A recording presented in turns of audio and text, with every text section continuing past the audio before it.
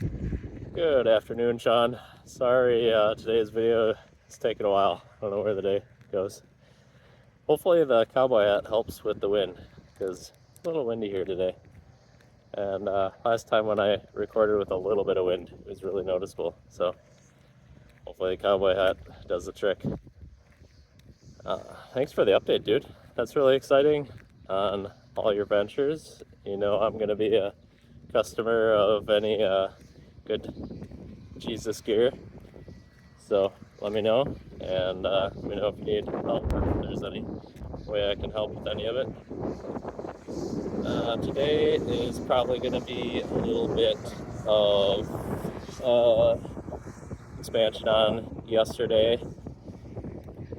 We did the Bible study on Nicodemus a few days ago, and it really got me thinking of The Chosen. So then I looked it up on Grok, and AI is not here to take over the world just yet, because it could not accurately tell me where that scene was. It did successfully tell me that it was in season 1, episode 8, and it said that it was in minute 6.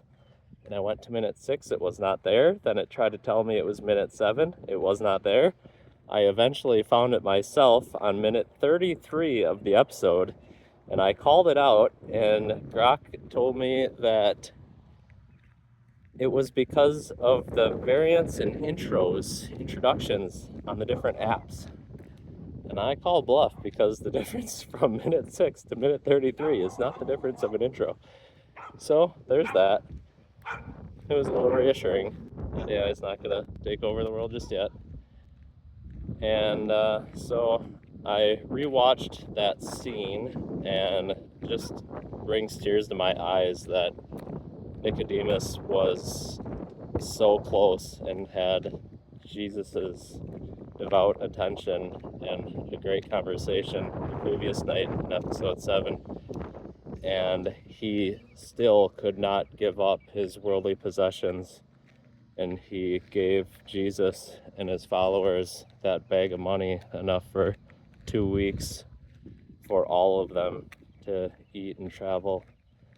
And he looked on to make sure that they received it, and the disciples said, "Do we have everyone?" And Jesus said he was so close. And the disciples said, "What do you mean?" And it just cuts to Nicodemus weeping, and it's just soul crushing for me to watch that. You know, how many times in our life have we been Nicodemus, where we said yes to the world and turned away from Jesus? And you know, that's why I was so excited in yesterday's video, because this could be the start to something bigger, where it's not me saying no to walking with Jesus. And yes, I mean, I've done a lot of things to walk with Jesus, but it felt like I was saying no to this idea of getting it out there more widespread, and you know, having these videos with you back and forth helps me be more comfortable with just getting it out to the world, and you never know what comes of it. So I was just really excited about that I was not being a Nicodemus there. And that's a really neat thing about The Chosen, is that scene that just crushes me. That's not even in the Bible. So it's discouraging that there's so many people that say, you know, it's a bad show, you can't pay attention to it because there's stuff that's not in the Bible. And I would argue, yeah, that's totally true, and I get your viewpoint, but it also made me read word for word in the Bible of the episode before, in episode 7, where Nicodemus and Jesus are talking in a very long conversation. That entire conversation is in John 3. One of the most famous Bible verses, John 3:16, is in that conversation, or comes from that conversation. So it's just really cool to see somebody's art, somebody's idea point people to the Bible. And that's the key with everything in life. You've got to go back to the Bible and all the hardships we face and all the successes we have. Bring it back to the Bible, because that's where the truth is. And anything that motivates me to be more in the Bible is something that's awesome, that I'm going to be grateful for. So if you haven't watched it yet, go watch The Chosen.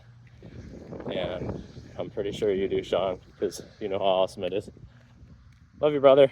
Have a good one. See you tomorrow.